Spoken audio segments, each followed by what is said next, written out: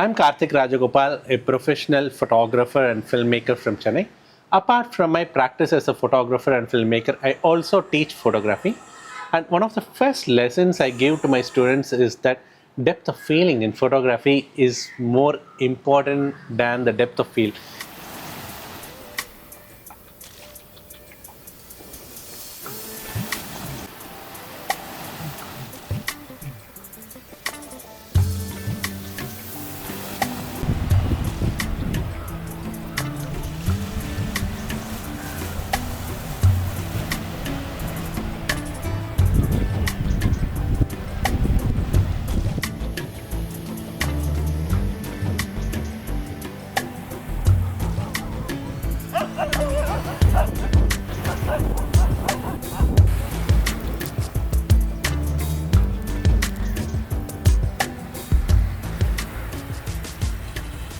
This Sigma BF is a beautiful distraction away from the technicalities and makes us focus into photography connected with the subject. And I remember this film, The Secret Life of Sir Walter Mitty, where the penultimate scene has a dialogue with the journalist guy. Okay, he'll be there watching the snow leopard and he'll ask, why you're not taking the picture of the snow leopard? He says, in such precious moment, I'm in the moment, I don't do anything and I don't want to have the distraction of a camera. While I wouldn't go too far, I think the Sigma BF, with its simplicity of design both externally and in the menu, helps you to get connected with the subject and you produce more meaningful photographs, which is the result every photographer wants. This time around, I'm not sure if engineers designed this camera or artists designed this camera. This camera weighs about 388 grams and it is machined out of a single ingot of aluminium. Sigma says it takes about 7 hours to mill from a 5-axis CNC milling machine. It is a non-joint design, no screws at all. It just had punches for the buttons, the display, and there is only one USB port to communicate outside. You can charge the batteries, you can also download data. Yeah, it doesn't have an SD card, but it has about 230 GBs of internal space where you can have approximately about 14,000 JPGs or 2.5 hours of video in the highest resolution and the highest quality. I don't think you can ask for more. With this form factor, I felt it will not be convenient to hold the camera and take the pictures. But as I started observing the camera, the front part on the right hand side is completely knurled.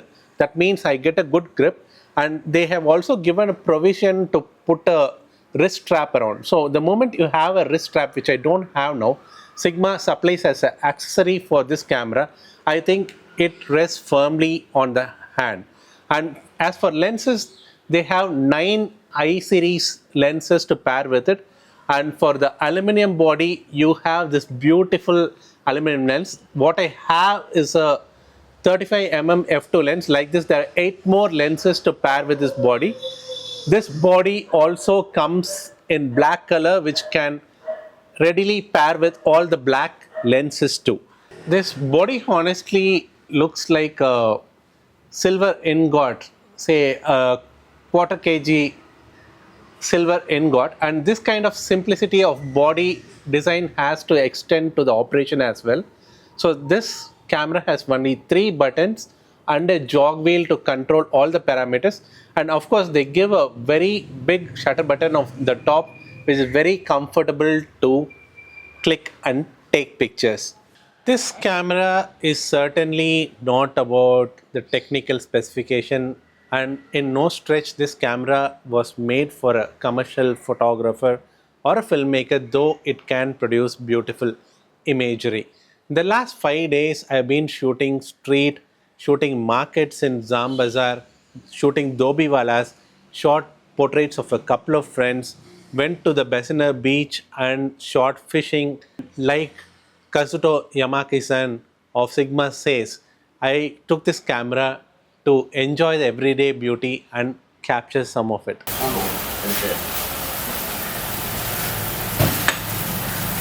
It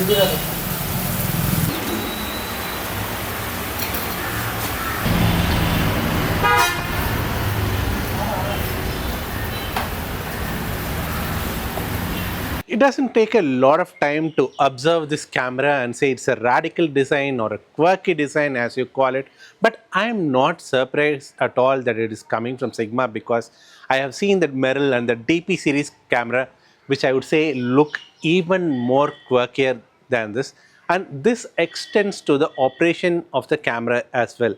Sigma calls this beautiful foolishness. Like the design is simple, the operation is also made simple with 3 buttons, a jog wheel and couple of displays, one being the main display and another small display to see the active settings. If you ask me if this was difficult to use or easier to use, I would say it was a great experience to use. It was giving me that experience that I could actually get connected with the camera and get connected with the scene. This is what I got. And this camera made me wake up every day early in the morning before sunrise, go to those fishing points, go to those markets and capture everyday beauty of life. What more can I ask for from a camera? Let me show you how this camera operates. Normally I don't talk about menus and things like that. I'm talking about this because it doesn't even have a menu. So let me start with pressing the start button. The camera starts immediately, and there is one more small display. Right now it shows the white balance in sun, and as you press left and right, it goes through several settings. Say I want to change the white balance from sun to auto white balance.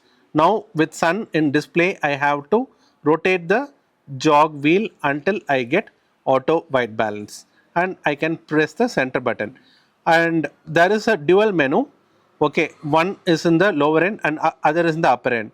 Say now I'm in AWB. Say I want to go to the picture profile. I just have to press down arrow button so that it comes to standard. And from standard, say I want to move to rich, I can move to rich. Now say I want to increase the ISO, I can come to the ISO and increase it. Now it is in auto. So if you press the center button again, you can shift between manual and auto.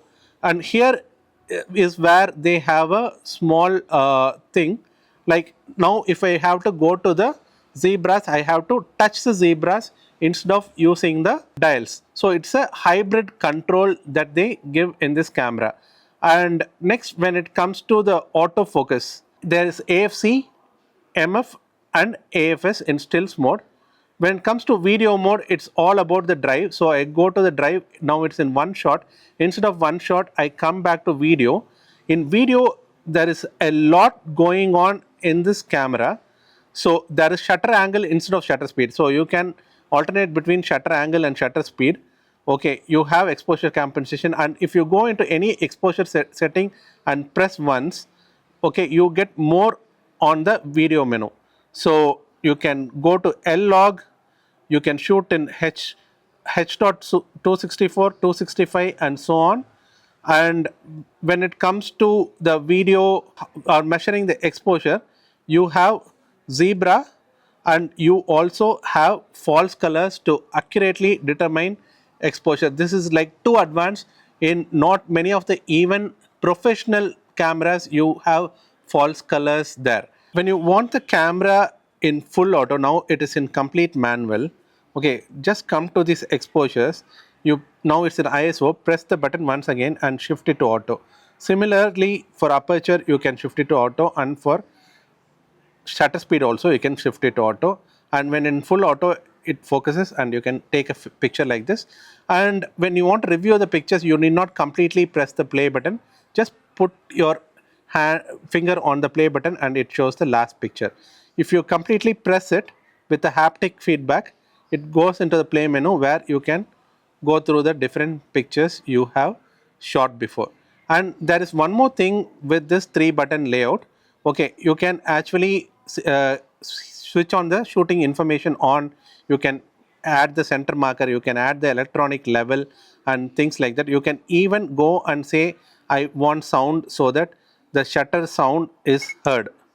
Okay, So with this, there is another system menu which gives access to your firmware, storage, formatting, copyright information, shutter blackout, and so on, which you need to use every day. So this is beautifully hidden. And the best thing about this camera, you can switch off all the information and get a clean screen like this for you to compose. Even then, when you are shooting, you get a temporary information of the exposures, which will be very useful for you during the shoot. How easy to put the cap and release the cap. These magnetic caps on these I series lenses I really love. See, I have been mostly shooting street photography with this camera, where it is about capturing fleeting moments where you cannot even wait for a few seconds to capture. Not even few seconds, I am talking about a fraction of a second. Initially, I felt it difficult to control all the three parameters of the exposure triangle with one jog wheel. Then I realized I can control the aperture on the lens directly, maybe put the shutter in auto or fix the shutter speed, and then control only one parameter like the ISO, or just when you are about to shoot, press the shutter button and it gives access to the exposure compensation. Now you can adjust the exposure and take a shot. Okay, in general, I put it in auto ISO and use exposure compensation to get the exposure right, and I was able to frame cats, fleeting movements on the street, in markets, and I could go get everything. But when it comes to autofocus, I would say it is not the most reliable autofocus. Maybe this is a pre-production camera, and I'm very sure Sigma can fix this, because this is the fastest autofocusing camera Sigma has ever made, to the extent it is able to track the subjects. Last morning I was tracking a cyclist approaching my camera, and I took 3 shots. All the 3 shots were in focus. To that extent, the autofocus is capable. Maybe it needs a little bit of fine tuning. And one more thing, Sigma, when it comes to video autofocus, you have two AFCs. One is continuous and constant. It is little bit confusing. I think you can name it as continuous and single itself, because I really got confused. I am still confused with that nomenclature. Apart from these small feedbacks which could be easily corrected with the firmware, I don't have feedbacks like, no, it doesn't have a EVF, it is very difficult for me to shoot in the sun, no, it doesn't have a flash, no, it doesn't have mechanical shutter. I can keep adding on the list. But will that camera look like this ever again after adding all of those things? This camera is about the design. Yeah, please agree, it is beautiful foolishness. If you are able to understand the beauty of beautiful foolishness, you won't be complaining about it. The other couple of things I have as a feedback for Sigma is, it does have a USB-C port, and you have given amazing video features which is close to professional cameras, are features like false colors, L-log, and things like that, even surpassing some of the professional video cameras. But there's only one way to record audio with the inbuilt microphones on the top. Why can't you give a USB-C audio support? Mics like this from Hollyland, DJI, they all have USB port receivers, and you can put it like this, and I think you should be able to record audio. I don't know if it is possible with the firmware. If it is possible, please give it.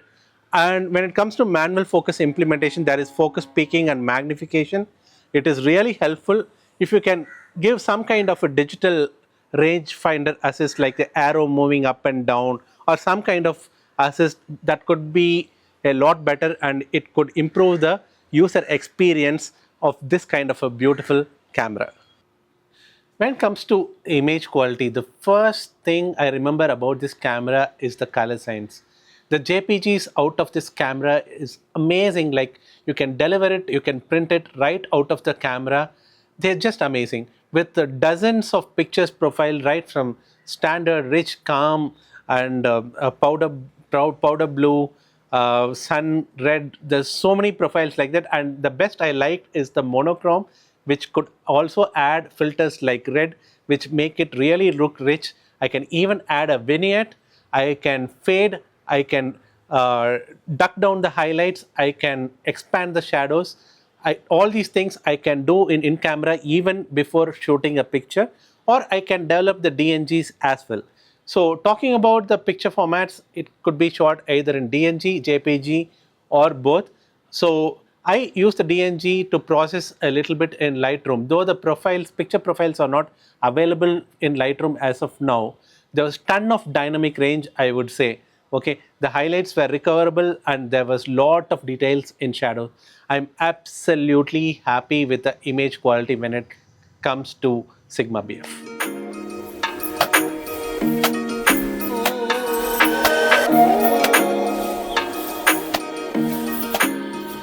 The video could be recorded in full HD up to 120 frames per second, 4K and 6K at up to 30 frames per second, in H.264, 265 and L-log with a ton of dynamic range. And when you are exposing log, you can either have a 709 overlay so that you know what is happening in the colors and tones. You can also enable false colors or zebras to actually check the exposure. This makes it a lot more easier to shoot videos, and it is damn professional, I would say.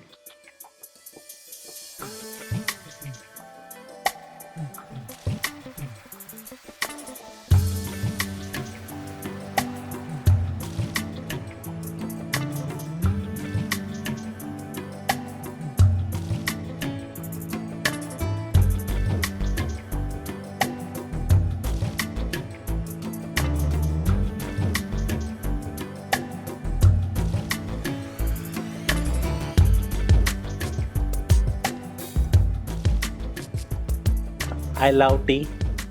Tea is philosophy for me. I get philosophical thoughts with tea. Just imagine this cup is full of tea and somebody wants to pour tea into it. It's not possible. I'll not be able to have the tea. It goes out. Just imagine this cup is empty and somebody wants to pour tea and I can still have it. Okay. Just imagine every day you wake up with an empty mind. Okay. And allow the creativity within yourself to come out. You get creative thoughts and you frame creative pictures. But if you are loaded with technical specification, preconceived ideas and things like that, creativity doesn't come from outside, it is from within. Okay, a camera like Sigma BF with its simplicity and beauty and the beautiful foolishness, as they call, inspires you to be creative.